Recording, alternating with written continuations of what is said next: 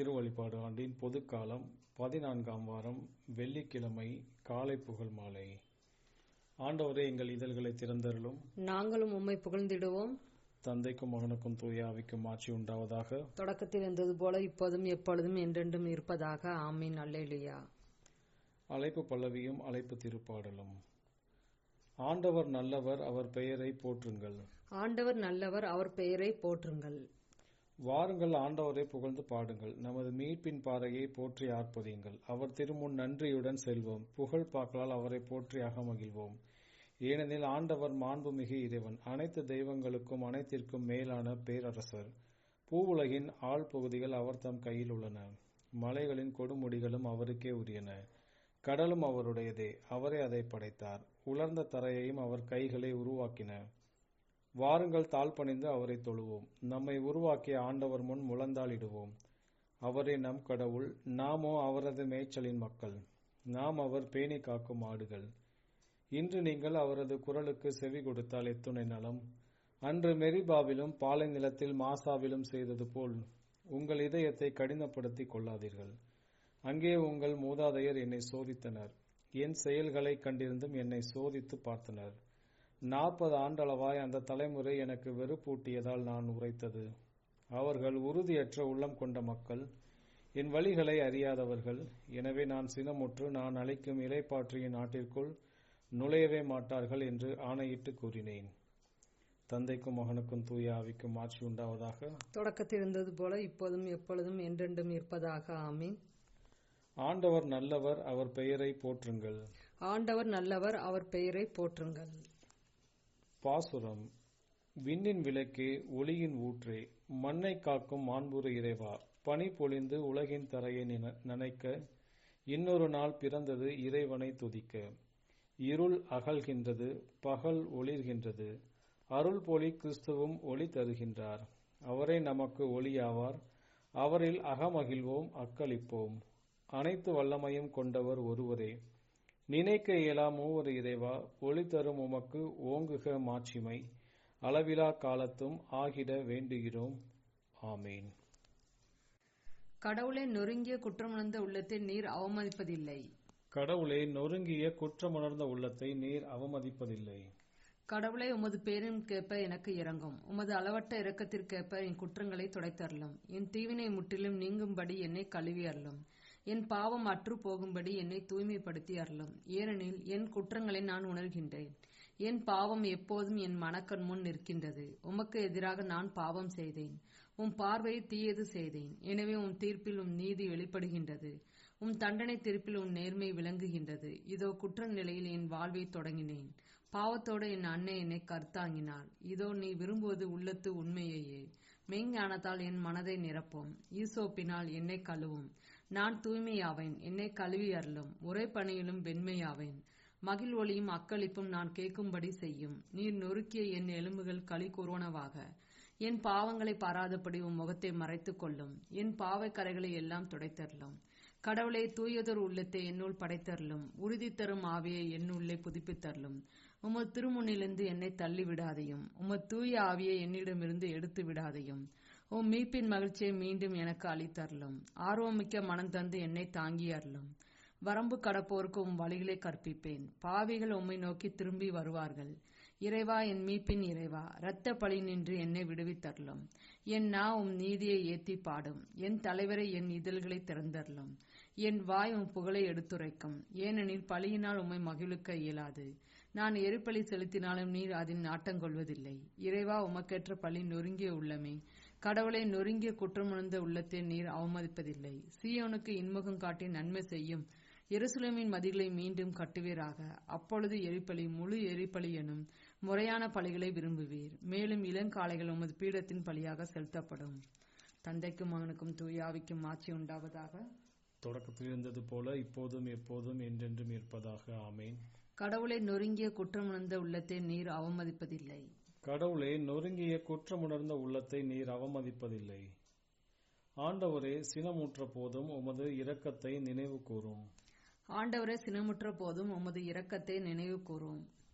ஆண்டவரே, உம்மை பற்றி கேள்வியுற்றேன். ஆண்டவரே, உம் செயல்களைக் கண்டு அச்சமடைகிறேன். எங்கள் வாழ்நாள் காலத்திலேயே அதை மீண்டும் செய்யும். காலப்போக்கில் அதை அனைவரும் அறியும்படி செய்யும். சினமுற்ற போதும் உமது இரக்கத்தை நினைவு கூரும். தேமானிலிருந்து இறைவன் வருகிறார். பாரான் மலையிலிருந்து புனிதர் வருகிறார். அவரது மாட்சி விண்ணுலகை மூடியிருக்கிறது. அவரது புகழால் மண்ணுலகம் நிறைந்திருக்கின்றது. அவரது பேரொளி கதிரவன் ஒளி போல் இருக்கின்றது. அவர் கையினின்று ஒளிக்கதிர்கள் புறப்படுகின்றன. அங்கேதான் அவர் வல்லமை மறைந்திருக்கின்றது. உம் மக்களை மீட்கவும் நீர் திருப்பொழிவு செய்தவரை விடுவிக்கவுமே நீர் புறப்படுகின்றீர். ஆனால் நீர் உம்முடைய குதிரைகளால் ஆழ்கடலை மிதித்து பெருவெள்ள குவியலை சிதறடிக்கின்றீர். இதை நான் கேட்கும்போது என் உடல் நடுநடுங்குகின்றது. அப்பேரொளியை கேட்பதனால் என் உதடுகள் துடிதுடிக்கின்றன. என் எலும்புகள் உளுத்துப் போகின்றன. என் காலடிகள் நிற்கும் இடத்திலேயே தடுமாறுகின்றன. எங்களை தாக்கும் மக்கள் மீது இடுக்கண் வரும் நாள் வரை அமைதியாய் காத்திருப்பேன். அத்திமரம் துளிர்த்து அரும்பாமல் போயினும், திராட்சை கொடிகள் கனி தராவிடினும், ஒலிவ மரங்கள் பயனற்று போயினும், வயல்களில் தானியம் விளையாவிடினும், கிடையில் ஆடுகள் யாவும் அழிந்து போயினும், தொழுவங்களில் மாடுகள் இல்லாது போயினும், நான் ஆண்டவரில் களி கூறுவேன். என் மீட்பரான கடவுளில் மகிழ்ச்சியுறுவேன். ஆண்டவராகிய என் தலைவரே என் வலிமை. அவர் என் கால்களை பெண் மானின் கால்களைப் போல் ஆக்குவார். உயர்ந்த இடங்களுக்கு என்னை நடத்திச் செல்வார். தந்தைக்கும் மகனுக்கும் தூய ஆவிக்கும் ஆட்சி உண்டாவதாக. தொடக்கத்தில் இருந்தது போல இப்போதும் எப்பொழுதும் என்றென்றும் இருப்பதாக. ஆமீன். ஆண்டவரே, சினமுற்ற போதும் உமது இரக்கத்தை நினைவு கூரும். ஆண்டவரே, சினமுற்ற போதும் உமது இரக்கத்தை நினைவு கூரும். எருசலேமே, ஆண்டவரை போற்றுவாயாக. எருசலேமே, ஆண்டவரை போற்றுவாயாக. எருசலேமே, ஆண்டவரை போற்றுவாயாக. சீயோனே, உன் கடவுளை புகழ்வாயாக. அவர் உன் வாயிலின் தாள்களை வலுப்படுத்துகின்றார். உன்னிடம் உள்ள உன் பிள்ளைக்கு ஆசி வழங்குகின்றார். அவர் உன் எல்லைப்புறங்களில் அமைதி நிலவ செய்கின்றார். உயர்தர கோதுமை வழங்கி உன்னை நிறைவுற செய்கின்றார். அவர் தமது கட்டளையை உலகிற்கு அனுப்புகின்றார். அவரது வாக்கு மிகவும் விரைவாய் செல்கின்றது. அவர் வெண்கம்பளை போல் பனி பொழிய செய்கின்றார். சாம்பலை போல் உறைபனியை தூவுகின்றார். பனிக்கட்டியை துகள் துகளாக விழ செய்கின்றார். அவர் வரவிடும் குளிரை தாங்கக்கூடியவர் யார்? அவர் தம் கட்டளையால் அவற்றை உருக செய்கின்றார். தம் காற்றை வீச செய்ய உருகிய நீர் ஓடத் தொடங்குகின்றது. யாக்கோப்புக்கு தமது வாக்கை வெளிப்படுத்தினார். இஸ்ரேலுக்கு தம் நியமங்களையும் நீதி நெறிகளையும் அறிவித்தார். அவர் வேறு எந்த இனத்திற்கும் இப்படி செய்யவில்லை. அவருடைய நீதி நெறிகள் அவர்களுக்கு தெரியாது. தந்தைக்கும் மகனுக்கும் தூய ஆவிக்கும் ஆட்சி உண்டாவதாக. தொடக்கத்தில் இருந்தது போல இப்போதும் எப்போதும் என்றென்றும் இருப்பதாக. ஆமேன். எருசலேமே, ஆண்டவரை போற்றுவாயாக. எருசலேமே, ஆண்டவரை போற்றுவாயாக. எபேசியருக்கு எழுதிய திருமுகத்திலிருந்து வாசகம். ஒரு காலத்தில் தொலைவில் இருந்த நீங்கள் இப்பொழுது இயேசு கிறிஸ்துவோடு இணைந்து அவரது இரத்தத்தின் மூலம் அருகில் கொண்டு வரப்பட்டிருக்கிறீர்கள். இரண்டு இனத்தவரையும் பிரித்து நின்ற பகைமை என்னும் சுவரை தமது உடலில் ஏற்ற துன்பத்தின் வழியாய் தகர்த்தெறிந்து அவர்களை ஒன்றுபடுத்தினார். பல கட்டளைகளையும் விதிகளையும் கொண்ட யூத சட்டத்தை அளித்தார். இரு இனத்தவரையும் தம்மோடு இணைந்திருக்கும் புதியதொரு மனித இனமாக படைத்து அமைதி ஏற்படுத்தவே இவ்வாறு செய்தார். தாமே துன்புற்று பகைமையை அளித்தார். சிலுவையின் வழியாக இரு இனத்தவரையும் ஓர் உடலாக்கி கடவுளோடு ஒப்புரவாக்க இப்படி செய்தார். ஆண்டவரின் அருள்வாக்கு. இறைவனுக்கு நன்றி. எல்லாம் வல்லவராகிய ஆண்டவரை நான் கூவி அழைக்கிறேன், ஏனெனில் அவரே என் துணைவர். எல்லாம் வல்லவராகிய ஆண்டவரை நான் கூவி அழைக்கிறேன், ஏனெனில் அவரே என் துணைவர். அவர் விண்ணகத்திலிருந்து எனக்கு துணை புரிந்து என்னை காத்தருள்வாராக. எல்லாம் வல்லவராகிய ஆண்டவரை நான் கூவி அழைக்கிறேன், ஏனெனில் அவரே என் துணைவர். தந்தைக்கும் மகனுக்கும் தூய ஆவிக்கும் ஆட்சி உண்டாவதாக. எல்லா காலத்திலும் நான் ஆண்டவரை கூவி அழைக்கிறேன், ஏனெனில் அவரே என் துணைவர். முதல் வாசகம். அரசர்கள் முதல் நூலிலிருந்து வாசகம். இப்படி இருக்க நாத்தான் சாலமோனின் தாயான பத்சேபாவிடம் அகித்தின் மகன் அதோனியா அரசனாகிவிட்டான். இது நம் தலைவர் தாவீதுக்கு தெரியாது. நீர் இது பற்றி கேள்விப்படவில்லையா? உம் உயிரையும் உம் மகன் சாலமோன் உயிரையும் காத்துக்கொள். நான் உமக்கு ஆலோசனை ஒன்று கூறுகிறேன். உடனே அரசர் தாவீதை போய் பாரும். அவரிடம், என் தலைவரே, என் அரசரே, நீர் உம் அடியவளாகிய எனக்கு உம் மகன் சாலமோன் எனக்கு பின் ஆட்சியை ஏற்று என் அரியணையில் அமர்வான் என்று ஆணையிட்டு கூறவில்லையா? அப்படி இருக்க அதோனியா அரசனாகியிருப்பது எப்படி என்று கேளும்.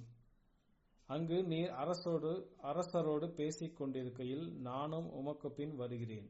வந்து நீர் பேசியவற்றை உறுதிப்படுத்துகிறேன் என்றார்.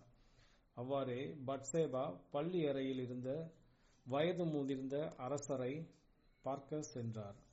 அங்கே சூனேமை சார்ந்த அபிசாகு அவருக்கு பணிவிடை செய்து கொண்டிருந்தாள். பத்சேபா அரசரை தாழ்பணிந்து வணங்க, அரசர் என்ன வேண்டும் என்று கேட்டார். அவரோ அவரிடம், என் தலைவரே, நீர் உம் அடியவளாகிய எனக்கு உன் மகன் சாலமோன் எனக்கு பின் ஆட்சியை ஏற்று என் அரியணையில் அமர்வான் என்று உம் கடவுளாகிய ஆண்டவர் மேல் ஆணையிட்டு கூறவில்லையா? ஆனால் என் தலைவராகிய அரசே, இதோ உமக்கு தெரியாமல் அதோனியா அரசனாகிவிட்டான். அவன் மிகுதியான எருதுகளையும் கொழுத்த கன்றுகளையும் ஆடுகளையும் பலியிட்டிருக்கிறான். அரசரின் மைந்தர் அனைவரையும் குருவாகிய அபியத்தாரையும் படைத்தலைவன் யோவாபையும் அழைத்திருக்கிறான்.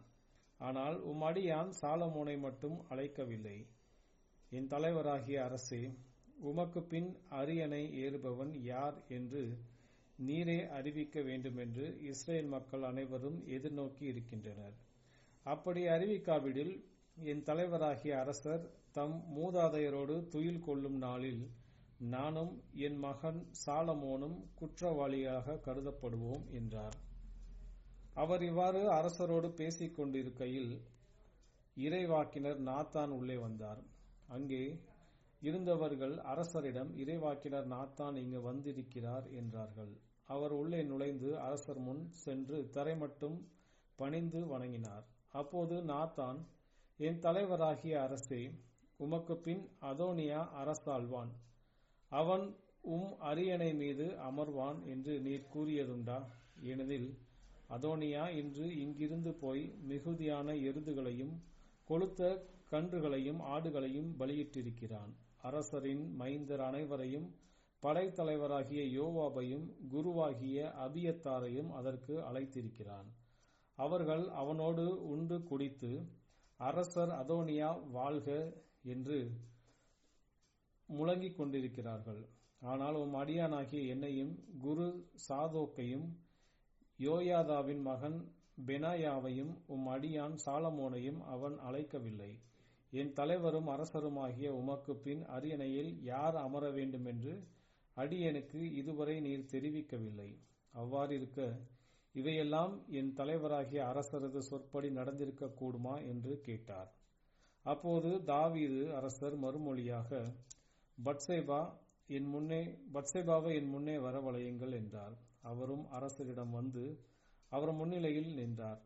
அரசர், எல்லா துன்பங்களினின்றும் என் உயிரை காத்த வாழும் ஆண்டவர் மேல் ஆணை, உன் மகன் சாலமோன் எனக்கு பின் ஆட்சியை ஏற்று என் அரியணையில் எனக்கு பதிலாக அமர்வான் என்று இஸ்ரேலின் கடவுளான ஆண்டவர் மேல் ஆணையிட்டு முன்பு நான் சொன்னதை இன்று நான் செய்து முடிப்பேன் என்றார்.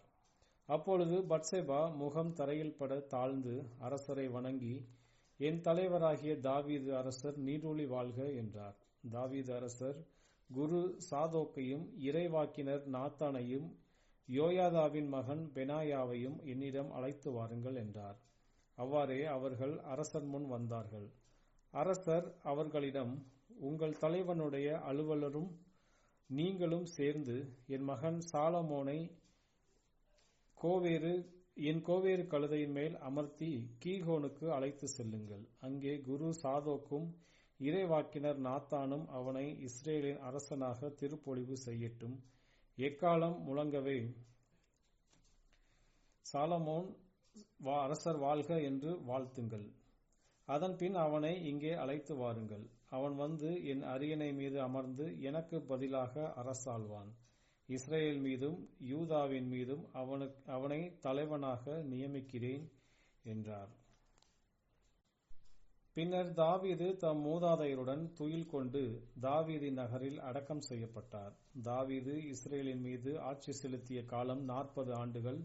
அவர் எபிரோனில் 7 ஆண்டுகளும் எருசலேமில் 33 ஆண்டுகளும் ஆட்சி செலுத்தினார். சாலமோன் தம் தந்தை தாவீதின் அரியணையில் அமர்ந்தார். அவருடைய ஆட்சி உறுதியாக நிலைநாட்டப்பட்டது. ஆண்டவரின் அருள்வாக்கு. இறைவனுக்கு நன்றி. இரண்டாம் வாசகம். அன்பின் ஐக்கியத்தில் ஆண்டவரின் கட்டளைகளை நாம் நிறைவேற்றினால் நாம் பேறு பெற்றவர்கள். திருத்தந்தையான புனித கிளமன் கொரிந்தியருக்கு எழுதிய கடிதம். அன்பிற்குரியவர்களே, அன்பு எத்துணை வியக்கத்தக்கது என்பதை பாருங்கள். அதன் முழுமை நாம் வெளிப்படுத்துவதை கடந்தது. இறைவன் அருளினாலொழிய எவர் உண்மையாக அன்பு செய்ய முடியும்? அவர் இரக்கத்தில் நாம் அவரை அணுகி, நமது அன்பு உண்மையானதாக எவ்வித மனித நாட்டத்தினால் மாசுபடியாது விளங்கும் வண்ணம் அவரை நாம் கெஞ்ச வேண்டும். ஆதாமில் தொடங்கி இப்போது இருக்கக்கூடிய இக்காலம் வரை அனைத்து தலைமுறைகளும் கடந்து சென்று விட்டன. ஆனால் கிறிஸ்துவின் அரசு நம்மிடம் வரும்போது இறையருளால் அன்பில் சிறந்தோங்கியவர் வெளிப்படுத்தப்பட்டு புனிதரிடையே அவர்களுக்கு இடமளிக்கப்படும். எனது கோபமும் சினமும் தணியும் வரை உங்களது அறைகளில் ஒரு கணம் நுழையுங்கள். அப்பொழுது நான் ஒரு நல்ல நாளை நினைவு கூர்ந்து உங்களை கல்லறைகளினின்று எழுப்புவேன் என்று எழுதப்பட்டுள்ளது. அன்பிற்குரியவர்களே, ஆண்டவரது கட்டளைகளை ஐக்கியமாய் அன்பின் ஒன்றிப்பில் நாம் நிறைவேற்றுவோமாயின் நாம் பேறு பெற்றவர்கள். இவ்வாறு அன்பினால் நம் பாவங்கள் மன்னிக்கப்படும். ஏனெனில் எவன் பாவங்கள் மறைக்கப்பட்டதோ, எவன் மீறுதல்கள் மன்னிக்கப்பட்டதோ அவன் பேறு பெற்றவன். எவன் மீது ஆண்டவர் பாவம் சுமத்தவில்லையோ, எவன் வாயில் வஞ்சகம் இல்லையோ அவனும் பேறு பெற்றவன் என்று எழுதப்பட்டுள்ளது. நம் ஆண்டவர் இயேசு கிறிஸ்துவின் வழியாக இறைவனால் தேர்ந்து கொள்ளப்பட்டவருக்கு அளிக்கப்படும் ஆசீர் இதுவே. அவருக்கே மகிமை என்றென்றும் உரியதாகுக. ஆமேன். ஆகவே நம் பாவங்கள் மன்னிக்கப்படவும், நம் பகைவனின் ஊழியரால் நாம் தவறாக வழிநடத்தப்பட்டு நாம் செய்த அனைத்திற்காகவும் நாம் ஜெபிக்க வேண்டும். பிரிவினை மற்றும் போராட்டத்தின் தலைவர்களும் பொதுவான நம்பிக்கையை எதிர்நோக்க வேண்டும். ஏனெனில் பக்தியோடு கூடிய பயத்தோடும் அன்போடும் வாழ்வோர் தங்கள் அயலார் துன்புறுவதை காட்டிலும் தங்கள் சித்திரவதையே ஏற்றுக்கொள்வார்கள். தம்மிடம் மரியாதையோடும் முறையோடும் அளிக்கப்பட்ட ஐக்கியத்தை இழப்பதை காட்டிலும் அவர்கள் தாங்களே கண்டன தீர்ப்பை விருப்பத்தோடு ஏற்றுக்கொண்டு துன்புறுவர். ஏனெனில் ஒரு மனிதன் தன் இதயத்தை கடினப்படுத்துவதை காட்டிலும் தன் பாவங்களை அறிக்கையிடுவதே சிறந்தது. ஆகவே உங்களில் எவர் தாராளத்தோடும் இரக்கத்தோடும் அன்பினால் நிறைந்து விளங்குகின்றீர்கள்? பின்வருமாறு அவன் பேச வேண்டும். போராட்டத்திற்கும் எதிர்ப்புக்கும் பிரிவினைக்கும் நான் காரணமாக இருப்பின் நான் விலகுகின்றேன். நீர் எங்கே என்னை அனுப்பினாலும் அங்கே நான் செல்கிறேன். கிறிஸ்துவின் மந்தை அதற்கு மேலாக நியமிக்கப்பட்ட குருக்களோடு சமாதானத்தோடு வாழ்வதாக இருந்தால் கூட்டம் என்ன விரும்புகின்றதோ அதையே நானும் செய்வேன். எவன் இங்கனம் செயல்படுகின்றானோ அவன் கிறிஸ்துவில் தனக்கு சிறந்த மகிமையை ஆதாயமாக்கிக் கொள்வான். அவன் எங்கும் வரவேற்கப்படுவான். ஏனெனில் பூமியும் அதிலுள்ள அனைத்தும் ஆண்டவருடையதே. இறைவனின் நகரில் வருத்தமின்றி வாழ்வோர் இவ்வாறே கடந்த காலத்தில் செயல்பட்டுள்ளனர். எதிர்காலத்தில் இவ்வாறே தொடர்ந்து செயல்படுவோர். திருத்தந்தையான புனித கிளமன் கொரிந்தியருக்கு எழுதிய கடிதம். இன்றைய நற்செய்தி வாசகம். மத்தேயு எழுதிய தூய நற்செய்தியிலிருந்து வாசகம். அக்காலத்தில் இயேசு தம் திருத்தூதர்களை நோக்கி கூறியது: இதோ ஓநாய்கள் இடையே ஆடுகளை அனுப்புவதைப் போல நான் உங்களை அனுப்புகிறேன். எனவே பாம்புகளைப் போல் முன்மதி உடையவர்களாயும் புறாக்களைப் போல் கபடு அற்றவர்களாயும் இருங்கள். எச்சரிக்கையாக இருங்கள். ஏனெனில் மனிதர்கள் உங்களை யூத சங்கங்களிடம் ஒப்புவிப்பார்கள். தங்கள் தொழுகை கூடங்களில் உங்களை சாட்டையால் அடிப்பார்கள். என் பொருட்டு ஆளுநர்களிடமும் அரசர்களிடமும் உங்களை இழுத்து செல்வார்கள். இவ்வாறு யூதர்கள் முன்னும் பிற இனத்தவர் முன்னும் சான்று பகர்வீர்கள். இப்படி அவர்கள் உங்களை ஒப்புவிக்கும் பொழுது என்ன பேசுவது, எப்படி பேசுவது என நீங்கள் கவலைப்பட வேண்டாம். நீங்கள் என்ன பேச வேண்டும் என்பது அந்நேரத்தில் உங்களுக்கு அருளப்படும். ஏனெனில் பேசுபவர்கள் நீங்கள் அல்ல, மாறாக உங்கள் தந்தையின் ஆவியாரே உங்கள் வழியாய் பேசுவார். சகோதர சகோதரிகள் தம் உடன் சகோதர சகோதரிகளையும் தந்தையர் பிள்ளைகளையும் கொல்வதற்கென ஒப்புவிப்பார்கள். பிள்ளைகள் பெற்றோருக்கு எதிராக எழுந்து அவர்களை கொல்வார்கள். என் பெயரின் பொருட்டு உங்களை எல்லாரும் வெறுப்பர்.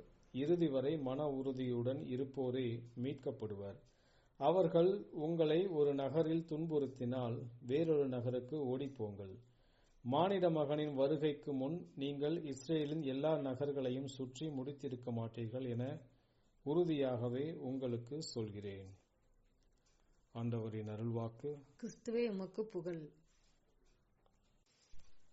செக்கரியாவின் பாடலும் முன்மொழியும்.